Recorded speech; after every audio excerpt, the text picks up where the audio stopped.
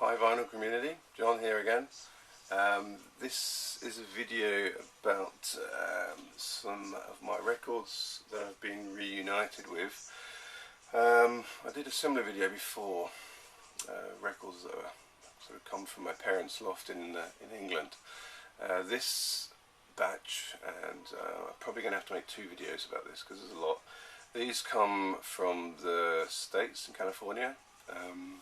Cut a long story short, my wife was there visiting and stayed with her parents, where I've still got quite a few records. Haven't managed to bring them back to Europe yet, and she managed to stick a bunch in her suitcase and bring them back for me, so it feels nice to be reunited with some of these. I'm going to show them now. Try and keep it short, so I'll try and do it within 10 minutes or so. This first record, Aerosmith, Night in the Ruts. Not much to say about that. I picked up a few Aerosmith records there, some of the earlier ones. You don't see them so much in the wild here over in Europe, but in the States they were around, quite a lot of them. This is Cat Stevens. Now this is quite an interesting record because it's called Very Young and Early Songs.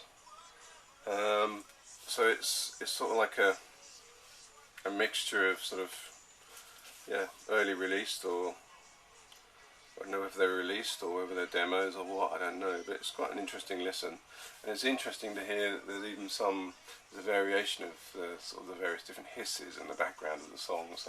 Some of them were recorded on tape recorders, that sort of stuff. Interesting collection there. I like Cat Stevens a lot. Next there's a bunch of records from this group. This is Stephen Stills Live. Yeah, I mean there was a lot of Crosby, Stills and Nash records,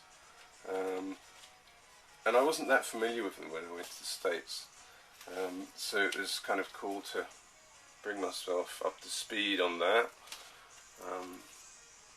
Another Stephen Stills record, it's called Stills. This is Songs for Beginners, Graham Nash.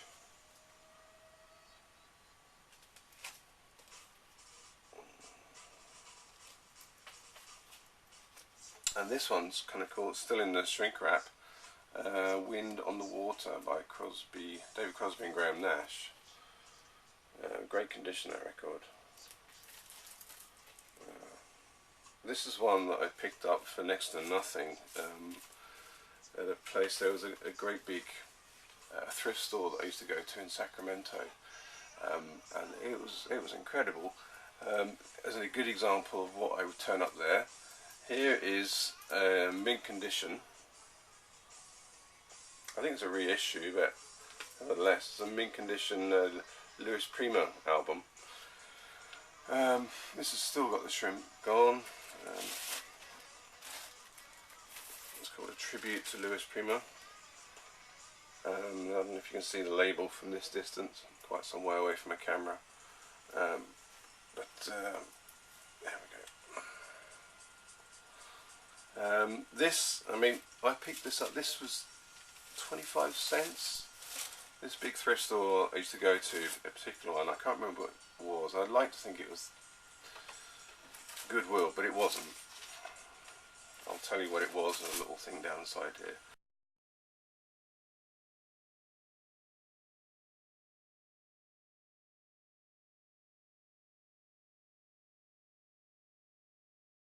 I used to go in there and it was huge. I mean, to people in the UK, you're used to these little charity shops, you know, that you have on the high street and things, whereas in the States, at least in California anyway, they would have sort of huge, great big shops like a big supermarket size. If you go into your local Tesco's or Sainsbury's, they'd have buildings as big as that, and it's all just, you know, charity shop stuff, it's thrift store stuff.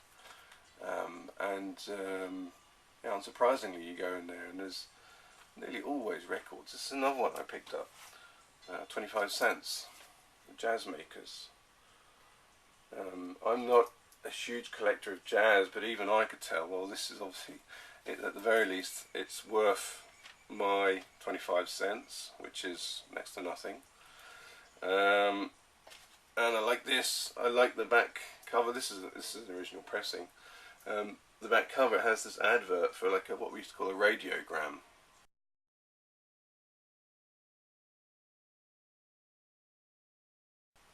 Monophonic radiogram advertised on the back of this album cover. Oh, that was cool. Yeah, used to go there, look at the CDs, and then go searching for the records. And the records were never in one particular place. They were kind of stacked in different places. And every time I'd go there, I'd come away with an armful of stuff. Some of it I didn't keep. Some of it was just, not worth having. But others, you turn up to these amazing finds and you think, why is it only 25 cents? Here's another one. Mungo Jerry. This was a nice surprise. It's a promotion, not for sale only, promotional copy. This has seen better days. The vinyl's fine, but the covers, show sign of wear. What's the label? Janus Records.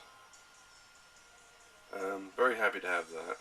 Anyone who knows In the Summertime by Mungo Jerry will know who that band is. This is another one picked up, Marvin Gaye, Tammy Terrell. I recently showed one of these records by this pair in one of my videos before, and saying I think it's an original copy, but then someone wrote to me, I can't remember off the top of my head who it was, and said it's not original because it's got a barcode on the back. Go! Simple mistake. I look out for those things now. Whereas this one is more likely to be an original copy. It's a very old record, this one.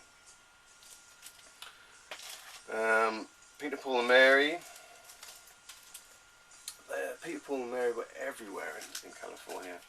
You couldn't go into a thrift store and not find Peter, Paul and Mary records, which I guess is a testament they must have been so popular in the day. And quite rightly so, they were very, very good. You don't see them so often here in Europe, occasionally, but you don't, and you see the more well-known ones. What I found in California was that pretty much the whole back catalogue is out there. If you look hard enough, you'll find it. So I got this, and some of them were well-known ones. I've got multiple copies of them. The last one which I'm going to show today is this one, Beatlerama.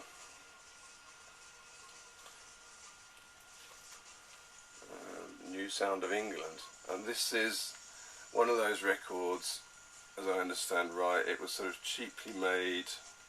When the Beatles were becoming popular, they would make these sort of cheaper versions, and it's a mono, of Beatles music being performed by somebody else. This is performed by somebody called the Manchesters.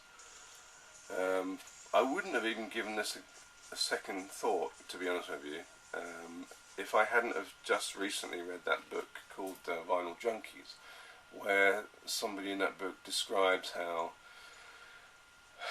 their first Beatles record was a disappointment because their mum bought it for them, and it was something similar to this. It wasn't an actual Beatles record, it was like a cheap reproduction of their music performed by other people. And although he was disappointed, it was all he had, so he listened to it, and he developed a fondness for it. And I think he spoke about how he'd learned since that in itself had actually become quite a collectible item. So I picked this up. Well, it's interesting. You can hear they're making an attempt to try and sound like a British invasion band, or like the Beatles, playing the Beatles music, but you can tell it's not really the Beatles. Anyway, so that's what I'm going to show this time. I've got another stack which I'll show in my next video. Thanks very much. Bye.